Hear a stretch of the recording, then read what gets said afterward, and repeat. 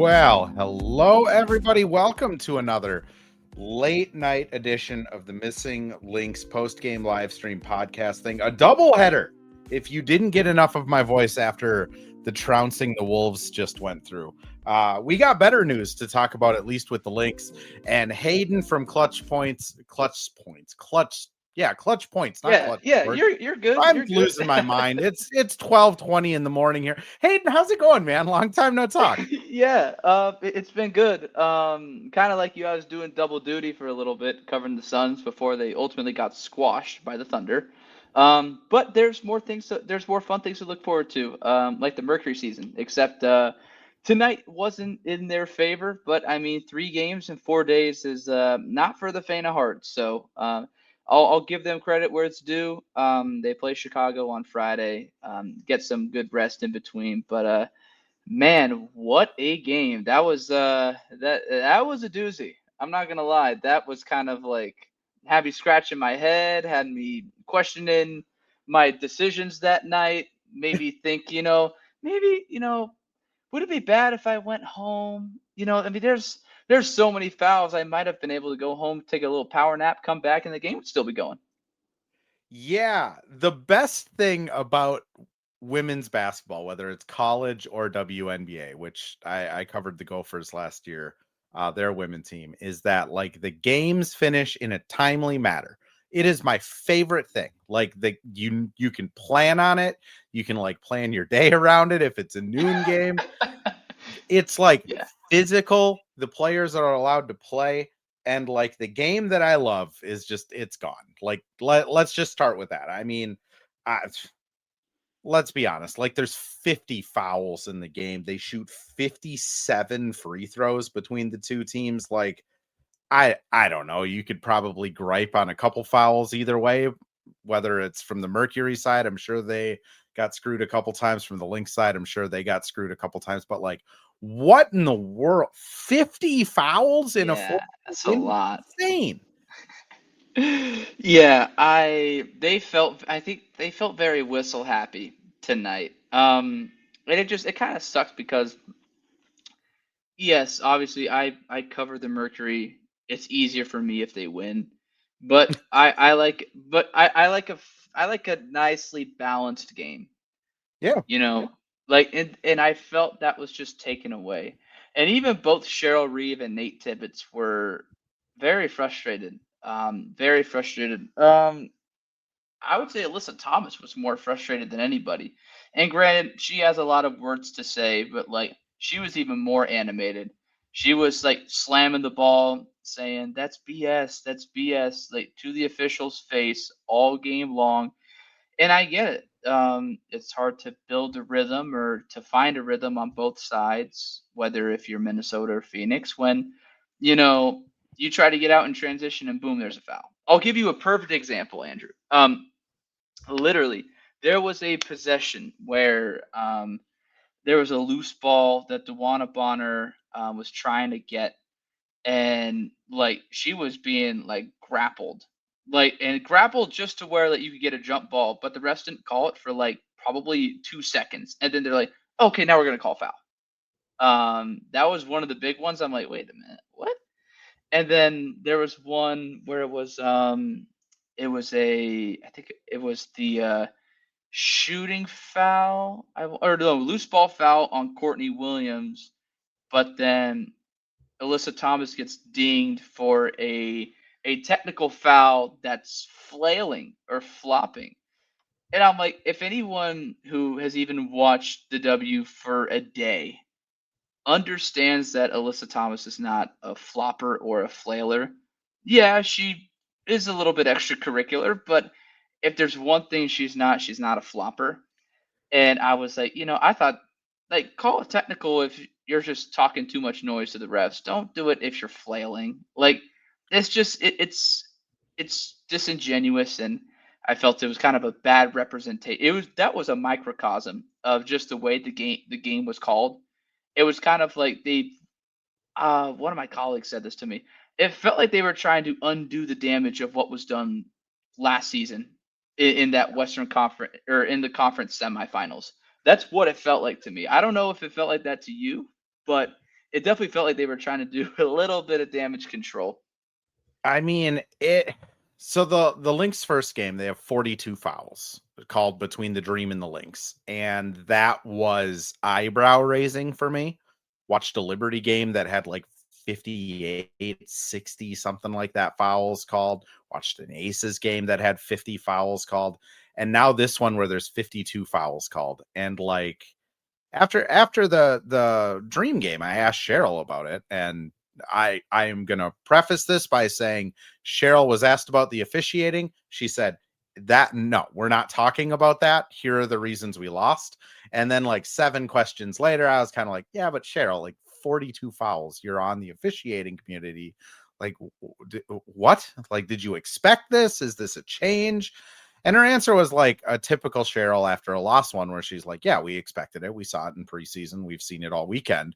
But then she gave like a very thoughtful answer about like, we don't know what a foul is. Like, we have a 21-year-old Czech center that like didn't know what to do because she didn't know what a foul was. And I think you see that tonight with Phoenix and Minnesota, where like, I don't know, Nia Coffey after the game came out and was just like, yeah, you know, there's new rules and we need to get used to it. Or maybe it's Tosh Howard. One of them said that.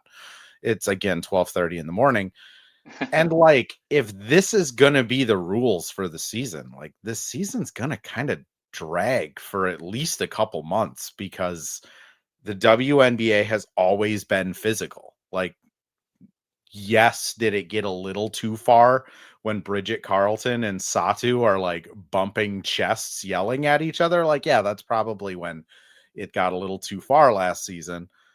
But now it to me as a petty person, it almost feels like the officiating crews are just like, oh, you want us to call things? Like, okay, let's see how many we can call. And that's probably not the real reason, but it certainly feels like that, doesn't it? Oh, absolutely. Especially with both teams and their histories. I think I don't cover the Lynx, so I don't exactly know how Cheryl is, but from my understanding, like she is not afraid to tell you what she thinks and what she feels, and she'll go balls to the wall sometimes. Like I heard it after that.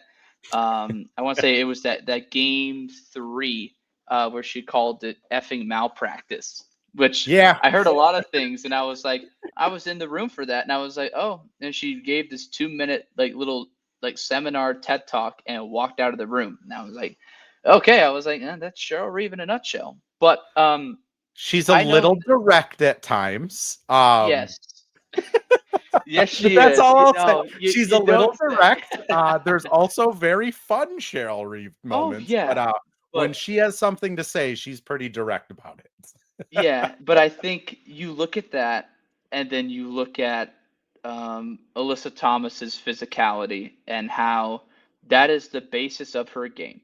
The basis of her game is about being big and strong and using her size to get to the basket and open up plays for others.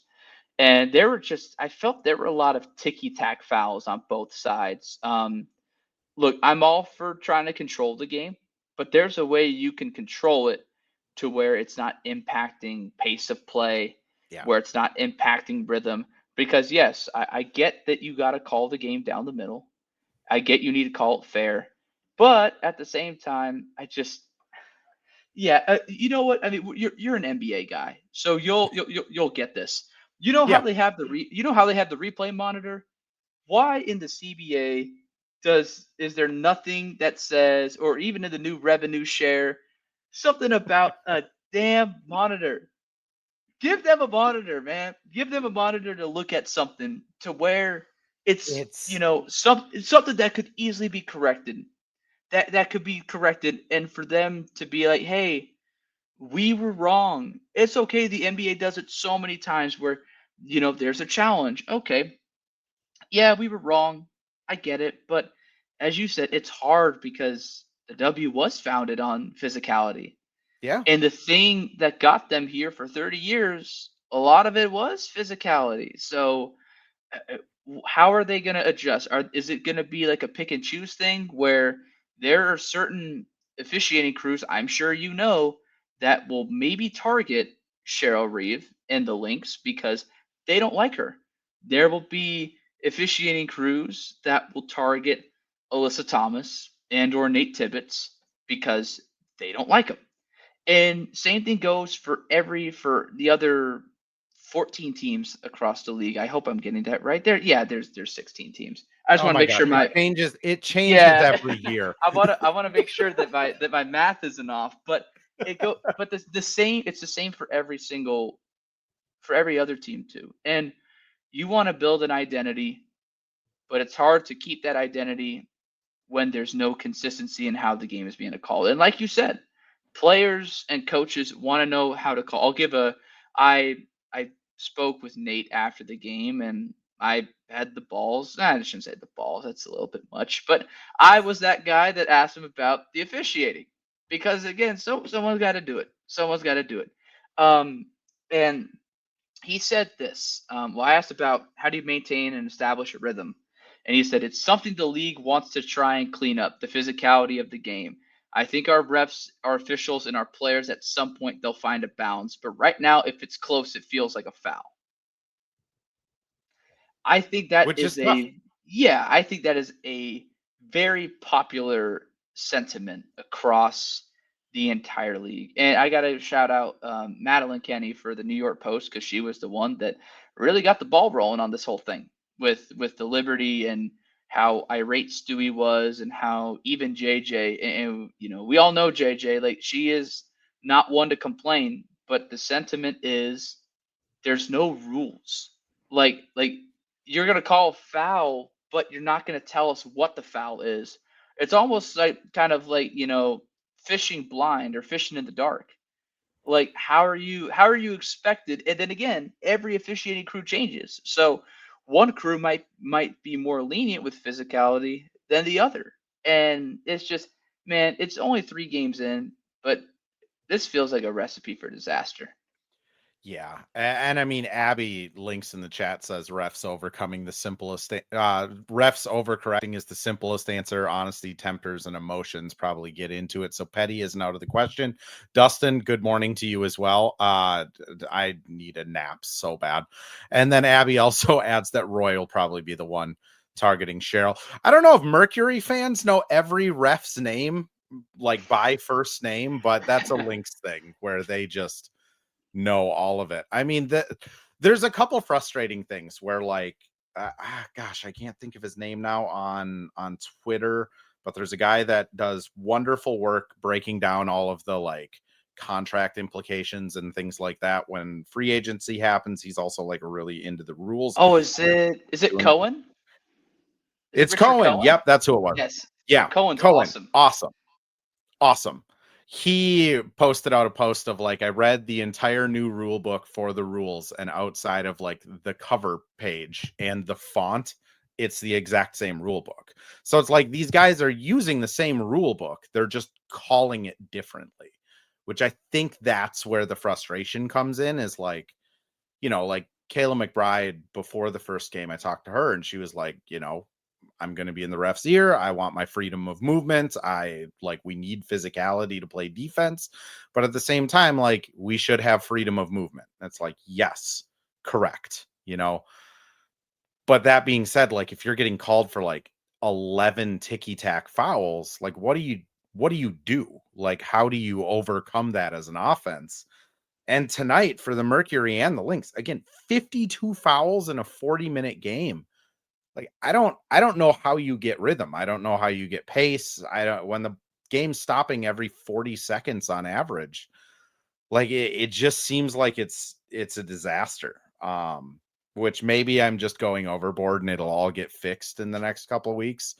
But as it stands now, like it's a really tough watch, which is the exact opposite thing you want if you're the WNBA. And again, Court may have said it best of like, hey, they're just trying their best. We're all trying our best here.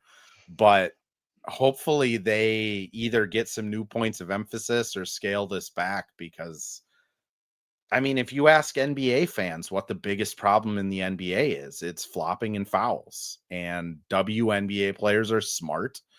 young players coming in are going to learn how to play to contact, and you're going to have the same issue in the WNBA probably by the end of the season if this doesn't change. Like, again, these players are smart. They're going to figure out how to flail their arms and slip through stuff and get those calls. So, as Tycoon says, throwing the desk across.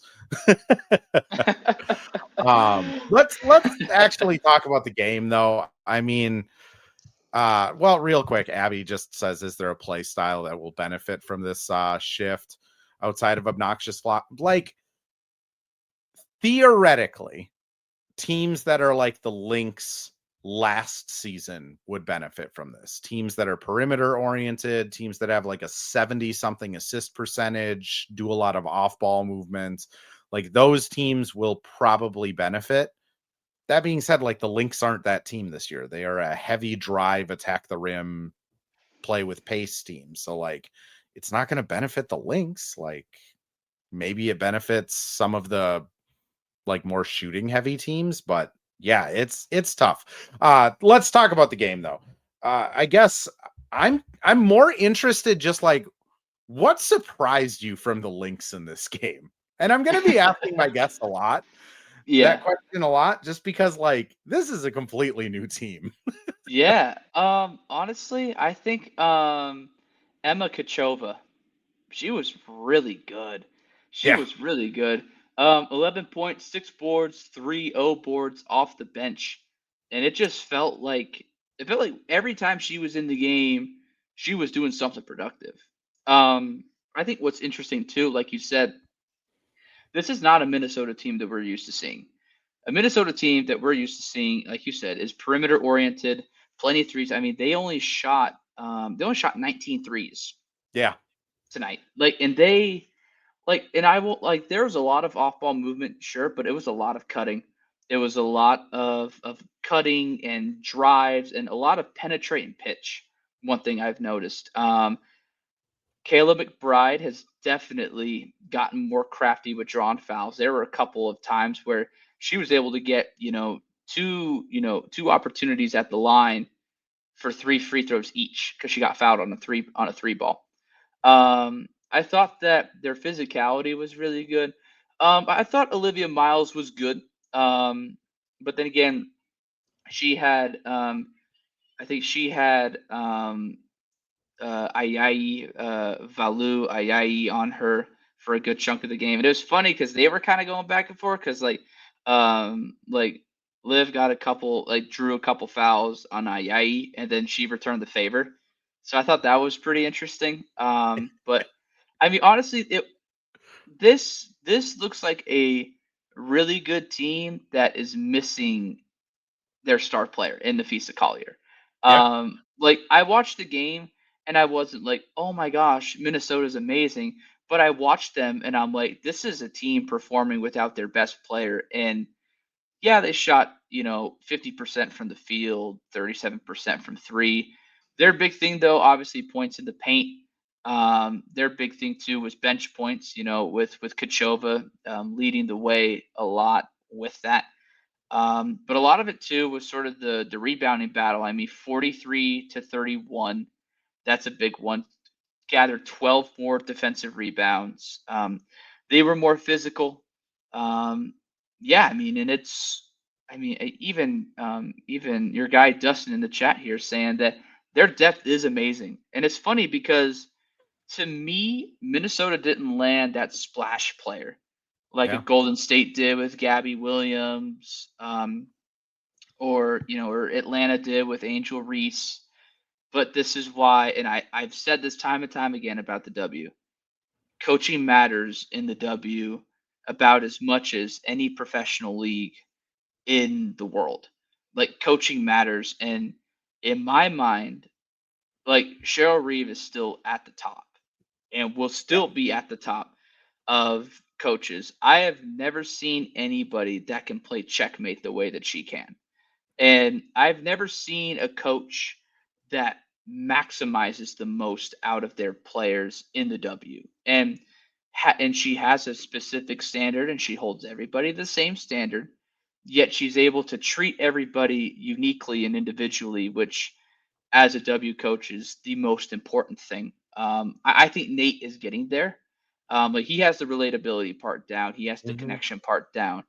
I think honestly that you know, actually, oh, I want to bring this up. Yeah, At, At looked gassed. Yeah. That She looked this team, tired, like she legitimately did, tired. she did, and there was a part where she sat and like for the first like 2-3 minutes on the bench, and she came out and she looked like all right, like I gotta buckle down and play the next 7 minutes of the game. And it just looked like she got nothing easy. They were waiting for her. Um, they there were a couple times, I'm gonna sound like a basketball genius, even though I'm not. There were a couple of times that they top locked her, and I thought it was really good because that's a big thing for her is that they love they love manipulating those top locks, and she just slips underneath. But they just they welcomed the physicality with her, and um, you know Nia Coffey did a really good job, and it was funny because when Nia hit that last second shot, like At kind of looked at like come on, like really, like that's gonna be the player that hits that like she had that look on her face, like you know what, it's what's whatever. But yeah, I mean it was honestly anytime that you face a team without Nafisa Collier, you need to take advantage. And the Mercury didn't. Just a really sloppy final 3 minutes that was highlighted by them being tired and them not having all their pieces. They miss Monica Koamakani more than they know. Yeah. And people don't realize it because she is the one who stops everything at the point of attack.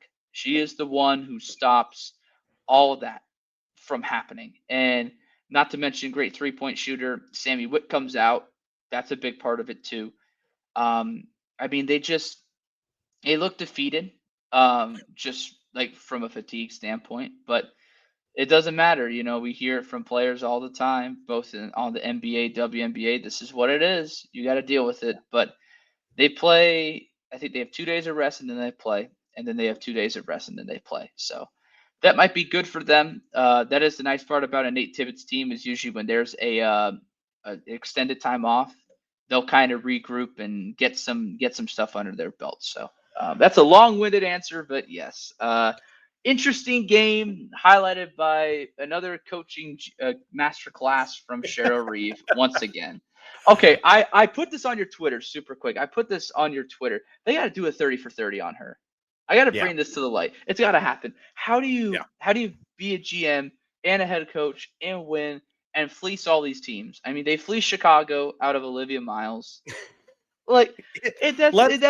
Yeah. I'm gonna throw us over to a break here quick. When we come back, Yeah. we're gonna talk Cheryl because Well, hello. Thank you, live stream Andrew. This is Ad Read Andrew. And today we have Firehawk Construction and Remodeling, the presenting sponsor for the Missing Links podcast. Firehawk Construction and Remodeling strives to inspire people to follow their ideas, working with respect and understanding to create a quality, tailored result. Firehawk Construction and Remodeling, located in Blaine and serving in the North Metro area, is here to help you with your building and remodeling needs. I can say personally, thanks to Firehawk Construction and Remodeling, I have a beautiful deck in my backyard and countless projects that I started, they finished. Get started on your new deck or remodel today by calling Isaac at 763-710-5686. And we're back with another ad read, this time for Pence Homes, the presenting sponsor of Hitting the Hardwood Network. From the best tools and technology to transparency throughout the entire process, Nate Pence and the Pence Homes team is the top choice for buyers, sellers, and is proud to support you and your home ownership goals. Get started today by calling 612-308-1122 or by emailing info@pencehomes.com. Yeah, so the Cheryl Reeve of it all, because I'm going to be honest, like, if I had to like power rank them before the season of like this current iteration of the team without Dorky Juhas, without Nafisa Collier, I was pretty like confident in saying they'd be like fifth, right? Like Liberty, Dream, Vegas are your 1, 2, 3. I really like the Fever, so I think the Fever are above the Lynx when they're banged up. But my thing was like, they can just go like 10-6 in the first, third of the season, and then you get Fee and Dorka back, and then you just warpath. And when you get to the playoffs, no one's going to want to play this team. Like McBride and Court are still all stars. Tosh Howard was a huge player on that Fever playoff run last year. And then like Coffee is just, I don't know. She's like the prototypical Cheryl pickup where it's like, oh, you were a 40% 3-point shooter 4 years ago. Come on into the system and we'll turn you into a ridiculously good 3-and-D player again. I think the thing I was like most kind of not worried about, but curious about is like, she brings in 4 European players, and 2 of them are like 21 years old from the Czech. Another one's a 31-year-old from the Belgian team. Kosu's 21 from Russia. And then they have Hoff that's on a developmental contract. And it's like, they're going to need these international players to just be like awesome while Fee is out. And credit to like Cheryl.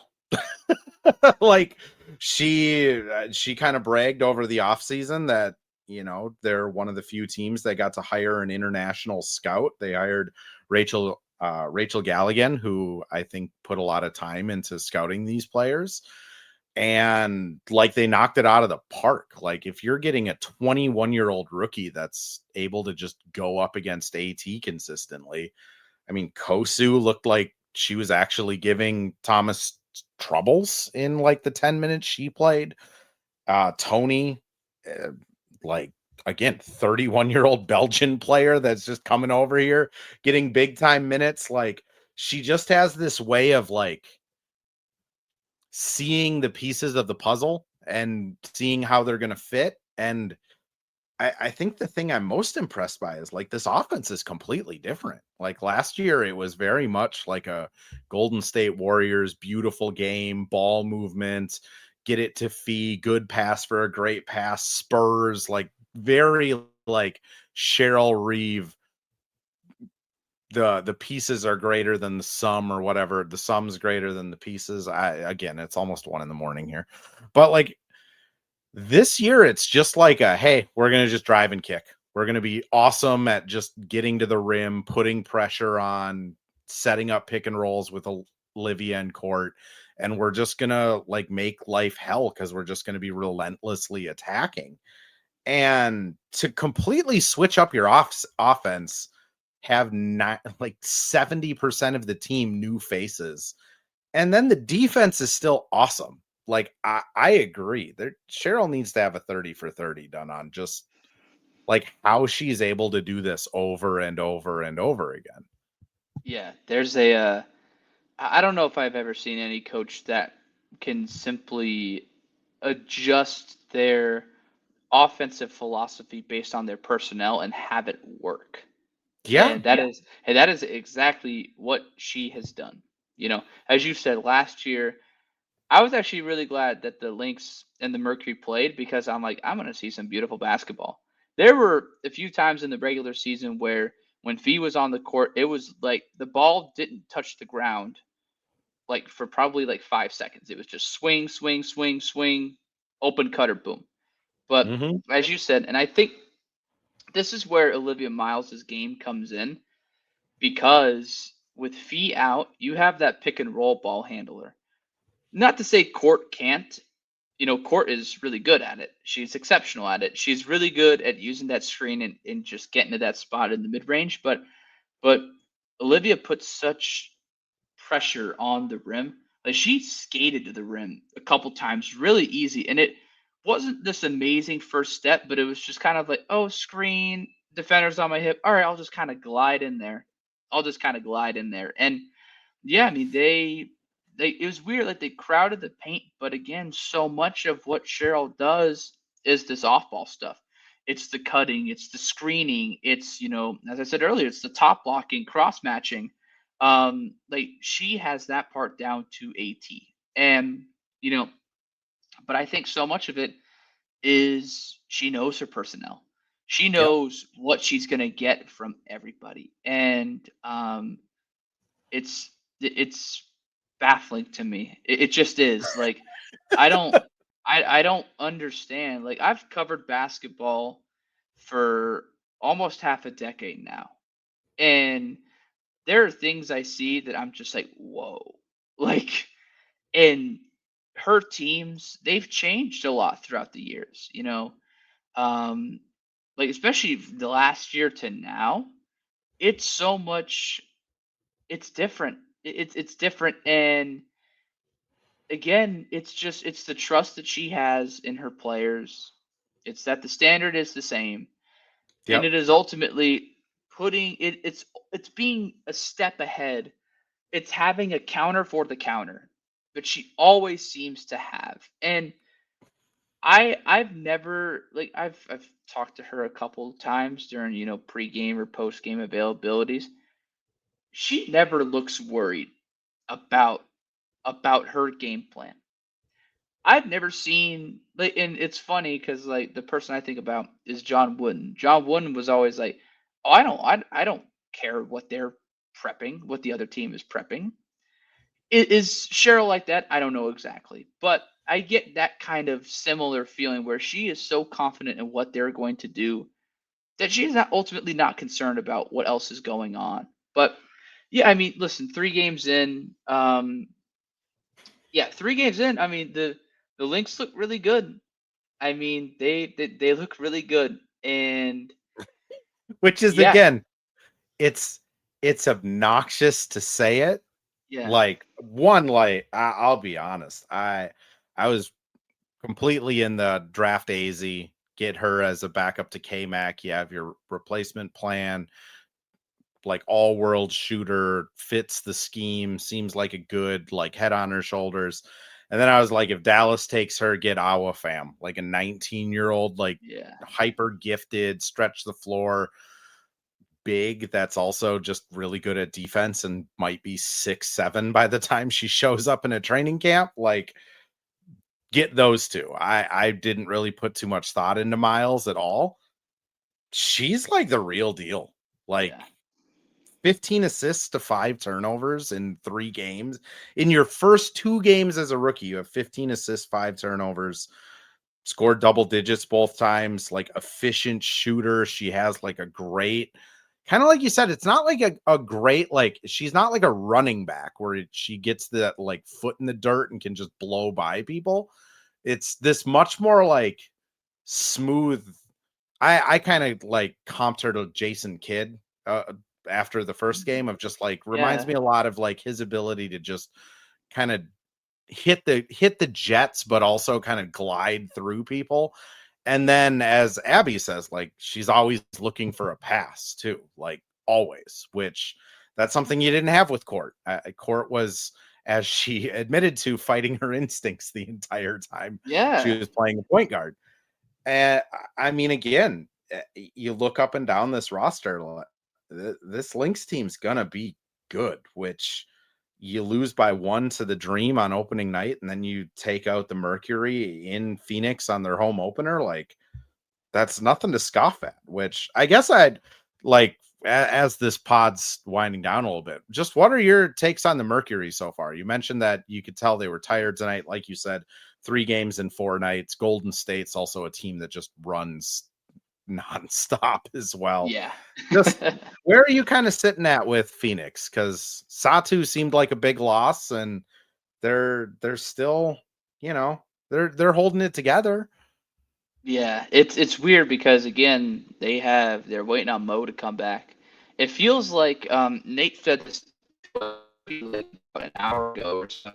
He talked about like we're not really there yet in terms of gelling and in terms of chemistry because not everyone is back. Like Valu Ayayi was fighting, FIBA clearance stuff, which means she missed the first 2 games. And because of that, you had to sign certain players, you had to cut certain players. Mhm. But I think that they want defense. That's the thing. They want versatility. Um, mark my words, not a lot of people are talking about her right now, but Kiara Linskin's their backup center is going to make some noise. I remember, and I'm gonna name drop her here because you had her on the show during the playoffs. My colleague Jenna Ortiz, I literally remember. Or actually, I was telling her, I was at training camp, and like right when Linskins got there, and I remember talking to our PR person Olivia. I'm like, who is that? And I just see this beautiful shot form. And she's like, oh, that's Kiara Linskin. She, came from Belgium. She played with Emma Miesemann. And like she looks awesome. It's weird. I think they're deeper than they were last year. I think they're deeper. They're a lot deeper. But deeper at every position. I think losing West Bell is going to hurt them more than a lot of people think. But Mac has been great. A near double double, if I'm not mistaken, tonight. Yeah, 9 points, 10 boards, three of them coming on the offensive glass. Just gotten a lot stronger, a lot more confident. The offensive game is starting to get there, taking some corner threes. But yeah, I mean, this team will be a team that how many games are there now? 44, 46? 40, 44. Okay. 44. This could be a team that'll get maybe mid-20s and wins, but this might be the team where I don't want to face them. They're gonna beat the hell out of us. That's like not in terms of score, but like they're just going to wear us down. And that's what I see. I see deja vu a little bit all over again for the Mercury. I think Copper's taken a step. Um, when you have the time, look at her shot. She has a much quicker release now. Yeah. Um, Obviously, DB, Sammy Whitcomb, I get worried about their age. So I hope that they come off the bench, which I think that they will when everyone's healthy. But I just get concerned about perimeter scoring and the 3-point shot. It is a team that relies heavily on it. But my biggest question that I will never get an answer to ever from any coach is what do you do when your stuff isn't falling? If you're a 3-point shooting team and your threes don't fall, what do you do? And they're like, I just keep shooting. I'm like, if I had a child, my child could figure that one out. Just keep shooting. I'm like, Mhm. that's easy. Okay. But like, that's my only concern. You live by the three, you die by the three. But I think this will be Christy Tolliver's last year with the Mercury because she's going to get a Okay. head coaching. She's going to get a head coaching job. She will. She is too good to be there. Do And, you and think I do you think yeah Nate, if this what because I remember after what was it? The Mercury fell down 0-2 against the Lynx, or was yeah it 0-1, 0-2, 0-1? Everything's blurring together. Like, I remember the chatter of like, is Nate good enough to bring this team anywhere? Like, do you think he's done enough where his job is at least like there's no chance? yeah. I mean, I don't think his job is in any jeopardy. But I always wonder though. I'm like you've always had a star. He had Kalia his first year, had Kalia his second year, and then you bring in AT and Satu. And the third year you have just Kalia and AT. And AT will go down no matter what people say as one of the best players in league history. Yeah, she And should. She's a yeah, super consistent, great player. yeah. And I always wonder what's going to happen when those players leave. He can relate and he can connect, but does he have the coaching chops, especially in the playoffs, to make it far? He had it not been for some physicality issues in that series against Minnesota, and as Cheryl said, Fee getting her leg taken out, it probably would have been a different series. And then in Yeah. Vegas was again. I will glaze Cheryl Reeve and Becky Hammond all day long. They're the two best coaches in the sport, in the W, no questions asked. Becky ran circles. I'm sorry. I'm laughing at this comment. This is really funny. This is a really good bit, Abby. I gotta give you credit. I gotta The give you girl dad credit. bit. Yes. Oh, I remember when that first came out. I'm like, they're cooked. I'm like, this franchise is done. But I mean, I think he has the chops for it. Um, it's just I get worried that coaches get too stubborn. And I think he gets too stubborn too quick. I'm sure you Yeah, that's saw. fair. I'm sure you saw my lovely interaction with him last season, where I'm like, "What's going on with your rotation? Why are you committing to an 8-player rotation with a month and a half left of the season, and you're not even in playoff contention, and you're making it known, and you're making it known." That's my worry. My worry is that he gets too stubborn, but I think that this year could be a really good example of adapting. You Yeah, have someone like Valu Ayayi who can shoot, but is more of a multi-positional defender. Mac isn't, going to wow you offensively, but has so much defensive upside. But also, I think it's his coaching staff. It's KT, Megan Vogel, TC Swirsky, who does not get enough credit for the work that he does. But um, I think if he can get out of his own way, I think that'll be big.